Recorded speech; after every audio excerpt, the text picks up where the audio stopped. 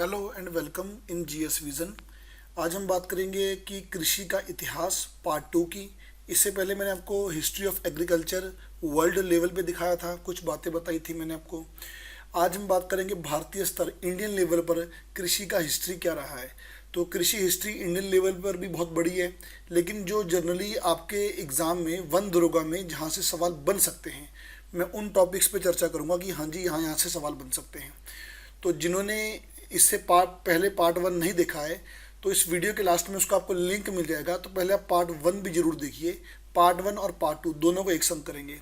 Part two को मैं आज़ादी इंडिपेंडेंस तक लेके जाऊंगा, क्योंकि आज़ादी के बाद का जो पार्ट है उसको मैं आपको पढ़ाऊंगा इकोनॉमिक एग्रीकल्चर में। तो वहाँ पर एक लेक्चर और बन जाएगा हमारा, वहाँ पे पढ़ाएंगे। ठीक है जी। तो भारत में कृषि का जो इतिहास है वो क्या रहा है, कुछ बातें बता दूं मैं आपको यहाँ पर। तो भारत में जो कृषि के इतिहास की बात करें तो चावल का प्राचीनतम साक्ष्य है, यानी कि भारत में अगर हम बात करेंगे तो कौन सी फसल सबसे पहले आई अगर मानेंगे तो चावल सबसे पहले आया है। और चावल का प्राचीनतम साक्ष्य मिलेगा आपको लहुरादेव संत कबीरनगर यूपी से। ये बात मैंने कल भी बताई थी आपको।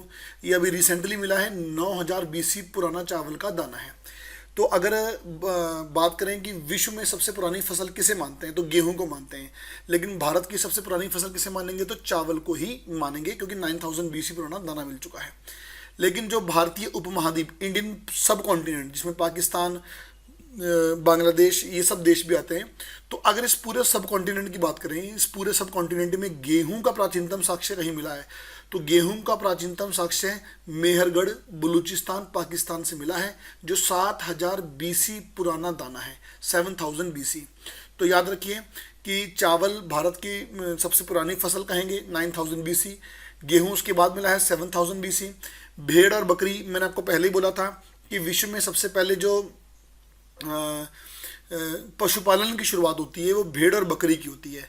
और भेड़ और बकरी की शुरुआत कहाँ से हुई थी, मैंने आपको बताया था, एक था अनातोलिया पठार तुर्की में, वहाँ से हुई थी। उसके कुछ समय के बाद ये लगभग ये होगा 8000 बीसी के आसपास। तो 8000 बीसी के आसपास भारत में भी पशुपालन जो है वो शुरू हो जाता है। सबसे पहले भेड़ और बकरी ये पशुपालन के अंतर्गत आता है। ठीक है जी। और फिर उसके बाद जो सिंधु सभ्यता है, हम सिंधु सभ्यता में देखेंगे कि सिंधु सभ्यता में आपको कपास का वर्णन मिलेगा। तो जो कपास है वो देशज पौधा है, देशज मतलब इसको भारत से नहीं लाए, ये भारतीय पौधा ही है, क्योंकि इसकी शुरुआत सिंधु सभ्यता के समय हो चुकी थी। सवाल बहुत बार बना है कि कपास विदेशी फसल है या देशज पौधा है। देशज मतलब जिसकी उत्पत्ति हमारे देश में हुई है। तो कपास एक देशज पौधा है जिसका वर्णन आपको जो है वो सिंधु सभ्यता में मिलेगा। अगर आप मेरी वीडियो को सुन रहे हैं तो मुझे कमेंट बॉक्स में कमेंट करके बताइए कि जो यूनान के लोग थे वो कपास को क्या बोलते थे। जब सिंधु सभ्यता के समय यूनान के लोग जो थे वो कपास को क्या बोलते थे। इसके बाद इंडियन एग्रीकल्चर में हिस्ट्री में बात करेंगे तो सबसे पहले ऋग्वेद काल आता है। ऋग्वेद काल में देखिए, ऋग्वेद काल की अर्थव्यवस्था का आधार पशुपालन था। हमने कल पढ़ा था ना कि पहले पशुपालन आएगा फिर एग्रीकल्चर आएगा। तो आज वो बातें देखिए सारी सामने आ भी जाएंगी कि ऋग्वेद काल का जो मुख्य आधार था वो एनिमल हस्बेंड्री पशुपालन था। लेकिन जब ऋग्वेद काल यानी कि वैदिक टाइम पीरियड जब खत्म होगा तो खत्म होते होते वहाँ पर कृषि भी आ जाती है, जिसका एविडेंस क्या है कि ऋग्वेद में, क्योंकि ऋग्वेद के काल को ही ऋग्वेद टाइम पीरियड बोलते हैं हम, ऋग्वेद में कृषि का 33 बार 33 टाइम्स उल्लेख हुआ है। ऋग्वेद में कृषि का 33 बार उल्लेख हुआ है और ऋग्वेद में कृषि संबंधी 24 मंत्र हैं। तो दो बातें ध्यान रखिए कि ऋग्वेद काल जो था वो पशुपालन पर आधारित था, लेकिन ऋग्वेद में कृषि का उल्लेख 33 बार है और कृषि संबंधी मंत्र जो हैं वो आपके 24 मंत्रों का उल्लेख हुआ है। ऋग्वेद के बाद उत्तर वैदिक काल शुरू होता है। उत्तर वैदिक काल का मुख्य पेशा क्या था, कृषि। देखो मैं आपसे पूछूं सवाल कि वैदिक काल का मुख्य पेशा क्या था, पशुपालन। उत्तर वैदिक क्या था, कृषि। ऐसा क्यों था, क्योंकि ऐसी ही मानव ने शुरुआत भी की थी। मैंने कल के लेक्चर में बताया था कि मानव ने सबसे पहले कुत्ते को पालतू बनाया था शिकार करने के लिए। पशुपालन में सबसे पहले भेड़ को फिर बकरी को। तो पहले पशुपालन आया फिर एग्रीकल्चर आया। उसका देखिए साफ हमारे यहाँ भी दिखता है भारत में भी। ऋग्वेद काल की अर्थव्यवस्था का आधार क्या था, पशुपालन। और उत्तर वैदिक काल की अर्थव्यवस्था का आधार क्या हो गया आपका, कृषि। तो यहाँ पर कुछ आपसे पूछ सकता है कि वैदिक टाइम पीरियड में जौ को क्या बोलते थे, जौ को यव बोलते थे, गेहूं को गोधूम बोलते थे और चावल को ब्रीही बोलते थे। ये प्रमुख तीनों खाद्य फसल थी। इन तीनों के नाम जो है अलग अलग मिलते हैं, यव, गोधूम और ब्रीही। फिर इसके बाद मौर्य काल में चलें। बीच में और भी टाइम पीरियड आया, लेकिन मैं आपको सीधी बात कर रहा हूँ कि जहाँ से सवाल बहुत ज़बरदस्त बनते हैं। तो मौर्य काल या गुप्त काल का टाइम पीरियड हो तो इसमें जो राजकीय भूमि थी, यानी कि जो राजा की भूमि थी जहाँ पर उत्पादन होता था, उसको सीता बोलते थे। ध्यान रखिए, उसको बोलते थे सीता। और जो राजा की भूमि से टैक्स लेता था, यानी कि टैक्स कलेक्टर था, उसको सीताध्यक्ष बोलते थे। तो सीताध्यक्ष एक एडमिनिस्ट्रेटर है, यानी कि टैक्स कलेक्टर है। और जो राजकीय भूमि है उसे हम क्या बोलते हैं, सीता बोलते हैं। जो टैक्स मिलता था उसको भाग कहते थे, ये भी ध्यान रखना, भाग बोलते थे। इसके अलावा एक और कर था उदय भाग। एक तो था भाग, एक था उदय भाग। उदय भाग सिंचाई कर यानी कि इरिगेशन टैक्स था। आपसे सिंपल पूछेगा कि प्राचीन भारत में भाग कैसा टैक्स था, तो भाग जो था वो कुल प्रोडक्शन पर लिया जाने वाला टैक्स था। उदय भाग कैसा था, उदय भाग एक इरिगेशन टैक्स यानी कि सिंचाई कर था। ठीक है जी। इसके बाद आगे बढ़ेंगे तो दिल्ली सल्तनत पहुंचते हैं सीधा। देखिए, दिल्ली सल्तनत में जो भू कर था, मोस्ट इंपोर्टेंट क्वेश्चन, यानी कि जो लैंड रेवेन्यू टैक्स था उसको बोलते थे खराज। ये बहुत महत्वपूर्ण बात है कि दिल्ली सल्तनत में लैंड रेवेन्यू टैक्स को खराज बोलते थे, जबकि प्राचीन भारत में क्या यूज करते थे हम, भाग बोलते थे, भाग। तो यहां पे क्या बोलेंगे, खराज बोलेंगे। ठीक है। दिल्ली का पहला सुल्तान जिसने भूमि की पैमाइश करवाई, यानी कि लैंड का मेजरमेंट करवाया, अब भूमि की पैमाइश करवाई, जिसके पास जितनी भूमि है उतना टैक्स भी लिया इसने, इसका नाम है अलाउद्दीन खिलजी। बहुत बहुत बार पूछा गया है। अलाउद्दीन खिलजी की जो भूमि पैमाइश का सिस्टम था, इसको कानकुत प्रणाली भी कहा गया था। कानकुत प्रणाली, अलाउद्दीन की ये जो लैंड सेटलमेंट सिस्टम था, इसे कानकुत बोला गया था। ठीक है जी। तो सबसे पहले भूमि की पैमाइश किसने करवाई है, तो अलाउद्दीन खिलजी ने करवाई है। उसके बाद प्रथम सुल्तान जिसने नहरों का निर्माण करवाया था दिल्ली में, गयासुद्दीन तुगलक। अब यहाँ पर विद्यार्थी गलती ये करते हैं कि फिरोज शाह पे टिक करते हैं। फिरोज शाह ने सर्वाधिक नहरें बनवाई थी, ध्यान रखना। सबसे पहले नहरों का निर्माण गयासुद्दीन तुगलक ने करवाया था। सर्वाधिक नहरें फिरोज शाह तुगलक ने बनवाई थी, जिसको हम इंजीनियर सुल्तान भी कहते थे। फिर तुगलक की परिवार में एक और था मोहम्मद बिन तुगलक। इसने तकावी ऋण दिया था, तकावी लोन। अब आपसे पूछे तकावी लोन किसने दिया था, मोहम्मद बिन तुगलक ने दिया था। तकावी लोन क्या था, एग्रीकल्चर सेक्टर में एडवांस लोन, जैसे आज क्रॉप लोन देती है ना सरकार, क्रॉप लोन, बिल्कुल वैसा ही ये एक लोन था, तकावी ऋण। यानी कि जो कृषक हैं वो एक अग्रिम एडवांस लोन ले सकते हैं, जिसको तकावी ऋण कहा गया। और साथ ही कृषि के विकास के लिए, फॉर एग्रीकल्चर डेवलपमेंट, इसने एक डिपार्टमेंट या एक विभाग बनाया था, दीवान ए आमिर को। बहुत महत्वपूर्ण है, दीवान ए आमिर को विभाग किसने बनाया, मोहम्मद बिन तुगलक। किसके लिए, कृषि विकास के लिए। तकावी ऋण किसने लगाया था, तो सॉरी, तकावी जो ऋण है वो किसने दिया था, मोहम्मद बिन तुगलक ने दिया था। एक बात और ध्यान रखना कि एक और विभाग भी था, दीवान ए मुस्तखराज। ये दीवान ए मुस्तखराज विभाग जो था, ये अलाउद्दीन खिलजी ने बनाया था, जिसका मेन काम ये था कि जिनके अभी जिन्होंने एग्रीकल्चर टैक्स पे नहीं किया है वो टैक्स लेना। तो मुस्तखराज थोड़ा याद रख लेना, इतना खास नहीं है, लेकिन दीवान आमिर को बहुत महत्वपूर्ण है, ये बहुत लंबे समय तक चलेगा, मोहम्मद बिन तुगलक ने बनाया था। इसके अलावा फिरोज शाह तुगलक सर्वाधिक बागान यानी कि गार्डन के लिए प्रसिद्ध है। कहते हैं कि दिल्ली सल्तनत में सर्वाधिक बागान इसने लगाए थे, 1200 बागान लगाए थे। कभी सवाल पूछ ले कि कौन प्राचीन भारत का राजा बागान के लिए प्रसिद्ध था, तो फिरोज शाह तुगलक, 1200 बागान। मुगल काल में आ जाइए। मुगल काल में राजस्व भूमि को खालसा भूमि कहते थे। देखिए, बदलता जरा, सब कुछ बदलता रहा है। जो राजस्व भूमि, स्टेट लैंड है, उसे खालसा भूमि बोलते थे। मुगल काल की प्रमुख नगदी फसलें, कैश क्रॉप, ये बहुत पूछा जाता, कौन कौन सी थी, गन्ना, शुगर केन, बिल्कुल थी। रेशम, मुगलों ने इसकी शुरुआत कराई थी। नील, इंडिगो, ये भी मुगलों ने शुरुआत कराई है, आगे चलकर अंग्रेजों के हाथ में रहेगी ये। कपास, कॉटन हमारा देश बहुत है। टोबैको, ये हमारा नहीं है। टोबैको को मुगल काल में लेके आए थे पुर्तगाली। पुर्तगाली तंबाकू को भारत लेके आए थे। वास्तव में पुर्तगाली तंबाकू को बीजापुर नामक के एक जगह है दक्षिण भारत में, बीजापुर के यहाँ लेके आए थे। बीजापुर का सुल्तान इसको अकबर के दरबार में लाया था। अकबर को टोबैको अच्छा लगा। अकबर के बाद जहांगीर ने टोबैको की खेती करवानी शुरू कर दी, मेनली खासकर यूपी वाले रीजन में। ठीक है जी। तो आपसे सवाल पूछे कि मुगल काल की प्रमुख नकदी फसलें कौन सी, तो आप ये बता सकते हैं। और उसके बाद आपने सुना होगा नाम अबुल फजल। अबुल फजल की एक रचना थी आईने अकबरी। तो ये सवाल बहुत बार आया है कि आईने अकबरी में अबुल फजल ने कितनी फसलों का वर्णन किया। तो आईने अकबरी में अबुल फजल ने 16 रबी की फसलें और 25 खरीफ फसलों का वर्णन किया। तो 16 फसलें रबी की, 25 खरीफ फसलों का वर्णन आईने अकबरी में किया अबुल फजल ने। अब महत्वपूर्ण है ब्रिटिश टाइम पीरियड। ब्रिटिश काल में आ जाइए कि ब्रिटिश काल में क्या क्या रहा हमारा एग्रीकल्चर हिस्ट्री।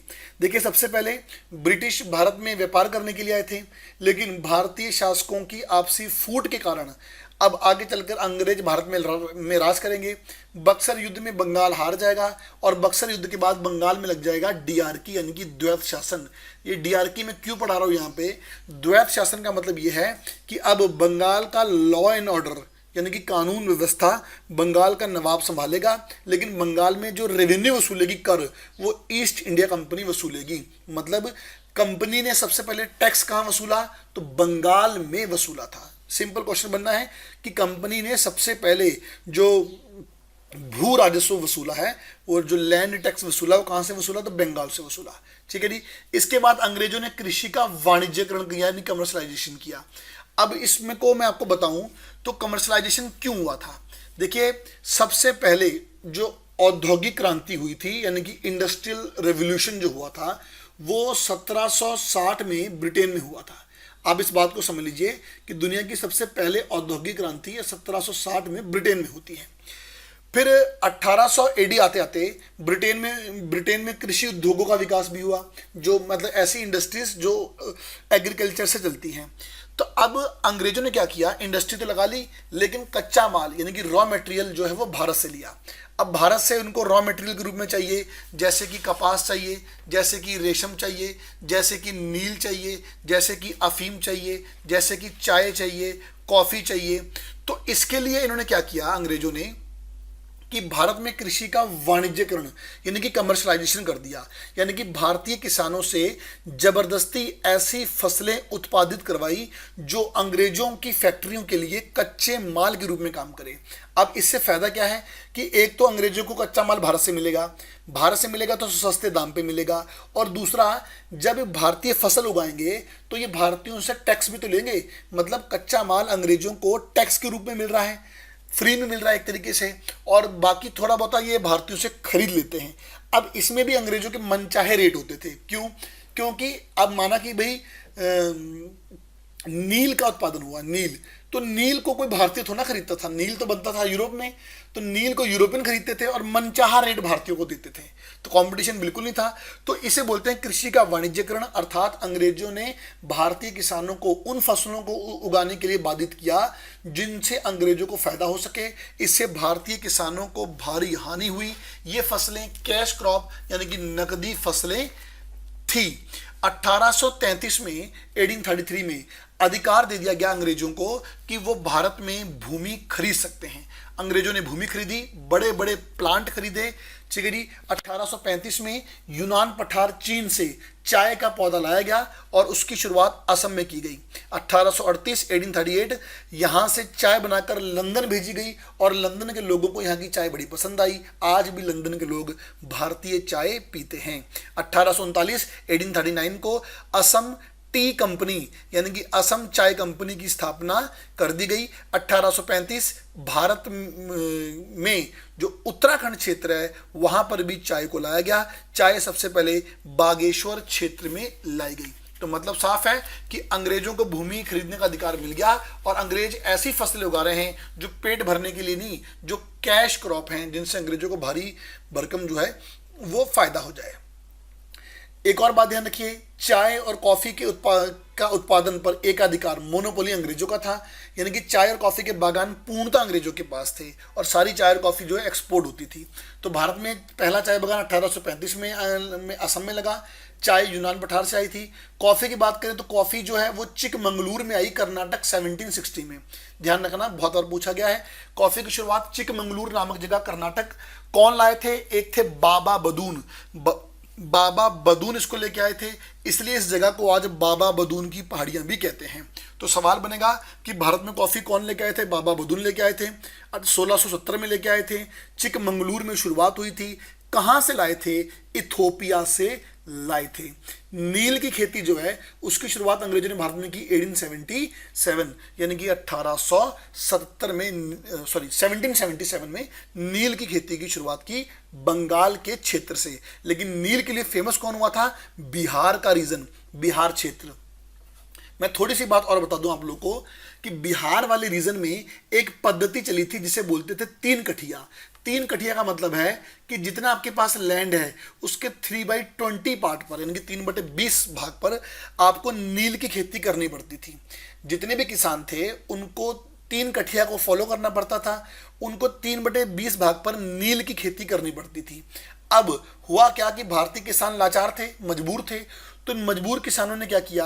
अंग्रेजों से लोन ले लिया। जब अंग्रेजों ने इनको लोन दिया तो अब ये अंग्रेजों के अनुसार खेती करने पर मजबूर हो गए। इसको बोला गया था ददनी प्रथा। ददनी, तो ददनी प्रथा क्या है? जब अंग्रेज भारतीयों को एडवांस लोन दे देंगे तो वो इनसे जबरदस्ती नील की खेती करवाएंगे। आगे चलकर जो नील पर एकाधिकार अंग्रेजों का हो जाएगा, हर तरीके से अपने वो रेट डिसाइड करेंगे अंग्रेज, और इससे भारतीय जितने भी किसान हैं उनको भारी भरकम जो है वो नुकसान होगा। ठीक है जी। इनके बाद 1859 में पहला नील विद्रोह हुआ था जिसे भारत का पहला किसान आंदोलन भी कहा जाता है। उसके बाद 1859 में ही एक नाटक आया था, एक सीरियल जिसे बोला गया नील दर्पण। तो नील दर्पण किसका था? दीन बंधु मित्र का। इसको नोट कर लीजिए, दीन बंधु मित्र का नील दर्पण आया था और पहला नील विद्रोह 1859-60 में हुआ जिसे भारतीय किसानों का पहला सफल आंदोलन भी कहते हैं। उसके बाद सरकार ने 1860 में एक आयोग बनाया था, सिटोनकर आयोग। ध्यान रखिए, सिटोनकर कमीशन जो है वो नील के की खेती से संबंधित था, इसी क्षेत्र में वो बना था। तो कुल मिला के इस प्रकार अंग्रेजों ने क्या किया? भारत में जो कृषि का वाणिज्यकरण किया और इससे अंग्रेजों को तो लाभ हुआ लेकिन भारतीय किसानों को बहुत हानि हो गई। इसके बाद 1972 में गवर्नर जनरल वॉरेन हेस्टिंग ने क्या किया? वॉरेन हेस्टिंग ने पंचशाला बंदोबस्त शुरू किया। पंचशाला बंदोबस्त क्या था? पंचशाला बंदोबस्त के अंतर्गत जो था वो जो जमीन थी वो 5 साल के लिए लीज पर दी जाती थी। तो बड़े बड़े जमींदार वो हैं वो जमीन लेते थे। तो पंचशाला बंदोबस्त 1772 में शुरू हुआ, वॉरेन हेस्टिंग ने किया। 1777 में खत्म होता है। तो 1777 में पंचशाला के स्थान पर 1 साला बंदोबस्त आ गया यानी कि 1 ईयर। तो पहले 5 ईयर सेटलमेंट था 1772 से, 1777 में खत्म हुआ तो 1777 से 1 ईयर सेटलमेंट यानी कि हर साल जमीन की बोली लगेगी। 1790 में गवर्नर जनरल लॉर्ड कॉर्नवालिस ने क्या किया कि इसको 10 ईयर सेटलमेंट कर दिया यानी कि 10 साला बंदोबस्त कर दिया, यानी कि अब जमीन लीज पर मिलेगी 10 वर्ष के लिए। और 1793 में इसको परमानेंट कर दिया, मतलब अब यही चलेगा। तो पहले 5 ईयर सेटलमेंट आता है, फिर 1 ईयर सेटलमेंट आता है, उसके बाद 10 ईयर सेटलमेंट आता है। एक और महत्वपूर्ण बात, गवर्नर जनरल वॉरेन हेस्टिंग ने राजस्व कमेटी की स्थापना की थी और इसका नाम 1786 में हो गया राजस्व बोर्ड। तो रेवेन्यू कमेटी की स्थापना वॉरेन हेस्टिंग ने की। 1786 लॉर्ड कॉर्नवालिस के समय इसका नाम हो गया रेवेन्यू बोर्ड कर दिया गया। ठीक है जी। तो अब अंग्रेजों के भारत में कौन कौन से बंदोबस्त थे? अब बंदोबस्त की अगर हम बात करेंगे तो अंग्रेजों के जो फेमस बंदोबस्त थे, पहला था स्थायी बंदोबस्त यानी कि इसे हम बोलते हैं परमानेंट सेटलमेंट। अभी आपने देखा था परमानेंट सेटलमेंट। परमानेंट सेटलमेंट की शुरुआत जो थी वो लॉर्ड कॉर्नवालिस ने की थी। तो ये बंगाल, बिहार और उड़ीसा के रीजन में था। बाद में इसे बनारस और उत्तरी कर्नाटक के रीजन में भी लाया गया था। परमानेंट सेटलमेंट जो था ये इधर बंगाल, बिहार, उड़ीसा का रीजन हो गया आपके पास, ये बनारस खंड हो गया, ये नॉर्थ कर्नाटक। इसमें क्या होता था कि मालिकाना हक जमींदारों का होता था, यानी कि भूमि के मालिक कौन होंगे? जमींदार होंगे। जमींदार आगे जमीन किसको देते थे? किसानों को देते थे। तो इसके अंतर्गत भारत का लगभग 19% पार्ट आता था, यानी कि 19% भाग आता था। दूसरा था रैयतवाड़ी। रैयतवाड़ी की शुरुआत 1792 में हुई। 12 महल मद्रास से हुई। कर्नल रीड और मुनरो ने की थी। कर्नल रीड और मुनरो, ये बहुत भारत के सबसे बड़े क्षेत्र में रैयतवाड़ी सिस्टम था, सबसे बड़े क्षेत्र में। इसका श्रेय आता है कर्नल रीड और मुनरो को। मद्रास पूर्वी बंगाल का जो पार्ट है और असम, इस रीजन में जो आपका है ये आपको रैयतवाड़ी ही मिलेगा। इस पे मालिकाना हक किसानों का था और ये भारत के लगभग 51% पार्ट पर था। तीसरा है महलवाड़ी। महलवाड़ी की शुरुआत 1819 में हॉल्ट मैकेंजी ने की। हॉल्ट मैकेंजी ये कहां पर था? संयुक्त प्रांत यानी कि यूपी वाला पार्ट पूरा जो बचा हुआ है, मध्य प्रांत ये जो बीच वाला पार्ट है, चिगरी और पंजाब ये जो पार्ट है पूरा, इस पूरे में आपके महलवाड़ी सिस्टम था। ये बात आप ध्यान रखिए। अच्छा, अब बंबई में कौन सा था? बंबई में भी रैयतवाड़ी था। बंबई में रैयतवाड़ी था और बंबई में रैयतवाड़ी को लागू करने का श्रेय जाता है एल्फिंस्टन को। एल्फिंस्टन को श्रेय आता है कि उन्होंने 1825 में बंबई में रैयतवाड़ी व्यवस्था लागू की। तो ये 3 व्यवस्थाएं हैं। आपसे सवाल क्या पूछेगा? सबसे पहले कौन सा है? स्थायी बंदोबस्त, lord Cornwallis, ryotwari colonel Read और मुनरो, महलवाड़ी जो था वो हॉल्ट मैकेंजी। सर्वाधिक क्षेत्रफल पे कौन सा था? रैयतवाड़ी। सर्वाधिक कर की दर किसकी थी? सर्वाधिक कर की दर महलवाड़ी की थी। यहाँ पर उत्पादन बहुत होता था। यहाँ कर की दर पहले था 66%, जिसको बाद में घटाकर लगभग 60% किया गया, जबकि जितने और बाकी रीजन थे, बाकी सभी क्षेत्रों में जो कर की दर थी वो रखी गई 50%, लेकिन यहाँ पहले 66%, देन उसके बाद 60% पे उसको ले आए थे। कुछ और बातें करें, ये बहुत महत्वपूर्ण बातें आप लोगों के लिए। ब्रिटिश लैंड रेवेन्यू कलेक्टर पद किसके समय बना? किसने बनाया? वॉरेन हेस्टिंग ने बनाया था। British land revenue collector post Warren Hasting ने बनाई है। कृषि विभाग जो था, एग्रीकल्चर डिपार्टमेंट, वो लॉर्ड मेयो ने बनाया था। ये भी ध्यान रखना, एग्रीकल्चर डिपार्टमेंट जो बना है 1871 में बना है। किसके समय बना है? तो लॉर्ड मेयो के समय। तो भारतीय मौसम और मानसून की भविष्यवाणी के लिए इंडियन मेट्रोलॉजिकल डिपार्टमेंट जो है वो 1875 में बना। कहाँ बना? पुणे बना। ये बुलेट पॉइंट है, बहुत महत्वपूर्ण है, इन सबको याद रखिए कि जो लैंड रेवेन्यू कलेक्टर था वो Warren Hasting, 1871 agriculture college by lord Mayo और इंडियन मेट्रोलॉजिकल डिपार्टमेंट बाई 1875 वाले टाइम पीरियड में बना था। फिर लॉर्ड कर्जन को हम पढ़ते हैं। जनरली लॉर्ड कर्जन को पढ़ते हैं तो उनके बुरे कार्यों के लिए, बंगाल विभाजन ये वो, लेकिन लॉर्ड कर्जन ने एग्रीकल्चर सेक्टर में बहुत बढ़िया सुधार किए थे। पहला, इन्होंने एग्रीकल्चर सेक्टर में कृषि इंस्पेक्टर जनरल पोस्ट बनाई थी। तो याद रखना, revenue collector post Warren Hasting ने बनाई, जबकि कृषि इंस्पेक्टर जनरल पोस्ट बनाई थी किसने? लॉर्ड कर्जन 1901 में। सहकारी उधार समिति, कोऑपरेटिव लैंडिंग सोसाइटी यानी कि कृषि क्षेत्र में उधार के लिए 1904 लॉर्ड कर्जन। अखिल भारतीय कृषि बोर्ड कृषि विकास के लिए 1905 लॉर्ड कर्जन। 6 कृषि विश्वविद्यालयों की नींव भी लॉर्ड कर्जन ने रखी थी, जिनमें से साबौर बिहार, लायलपुर पंजाब जो आज पाकिस्तान में है, कानपुर उत्तर प्रदेश, पुणे महाराष्ट्र, नागपुर महाराष्ट्र, कोयम्बटूर तमिलनाडु। तो लॉर्ड कर्जन ने ये इतने अच्छे रिफॉर्म किए थे एग्रीकल्चर सेक्टर में। इसके अलावा लॉर्ड कर्जन ने ही कृषि अनुसंधान संस्थान यानी कि एग्रीकल्चर रिसर्च इंस्टीट्यूट की स्थापना की थी 1905 में, और इस इंस्टीट्यूट के लिए सबसे बड़ा डोनेशन जो था वो American company Philip of USA ने दिया था। ये बात ध्यान रखिए, ये बात आपको कभी पता नहीं होगी।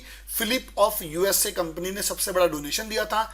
स्थापना पूसा में हुई थी। पूसा कहाँ है? समस्तीपुर जिला, बिहार में। तो नाम था एग्रीकल्चर रिसर्च इंस्टीट्यूट यानी कि ARI, लेकिन 1911 में इसका नाम हो गया इंपीरियल एग्रीकल्चर रिसर्च इंस्टीट्यूट यानी कि अब होगा IARI। तो पहले नाम क्या था? ARI, अब उसके बाद क्या हो गया? IARI। 1936 में जो पूसा वाला हेडक्वार्टर था इसका, वहां पर वो बिल्डिंग जो गिर गई थी, फिर उसके बाद सरकार ने फैसला किया कि नई बिल्डिंग दिल्ली में बनेगी। तो 1936 में इसका मुख्यालय कहाँ ले आए? दिल्ली में ले आए। 1958 में डीम्ड यूनिवर्सिटी के रूप में से मान्यता दी गई थी। और आपको पता होना चाहिए कि 1947 में इसका नाम बदल के कर दिया गया था भारतीय कृषि अनुसंधान संस्थान यानी कि इंडियन एग्रीकल्चर रिसर्च इंस्टीट्यूट। तो शॉर्ट में नाम आज भी यही रहेगा, IARI। आज़ादी से पहले भी यही था। आज़ादी से पहले था इंपीरियल एग्रीकल्चर रिसर्च इंस्टीट्यूट, आज़ादी के बाद हो गया इंडियन एग्रीकल्चर रिसर्च इंस्टीट्यूट। इसके बहुत सारे काम हैं, ये जब मैं आपको एग्रीकल्चर में आगे चल के इंस्टीट्यूशन पढ़ाऊंगा तब आप उसको जानेंगे। इसके बाद जो अगला बना है वो है ICAR, Indian council of agriculture research यानी कि भारतीय कृषि अनुसंधान संस्थान। 1926 में रॉयल कमीशन ऑफ एग्रीकल्चर बना था लिन लिथगो की अध्यक्षता में। एक लिन लिथगो थे जो भारत में गवर्नर जनरल भी बनेंगे। इनकी सिफारिश पर 16 जुलाई 1929 में imperial council of agriculture research की स्थापना होती है।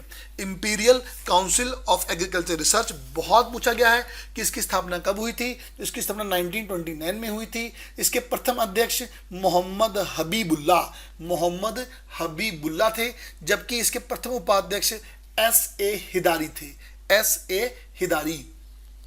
1947 में इसका नाम जो है वो नाम वही रहा, ICAR।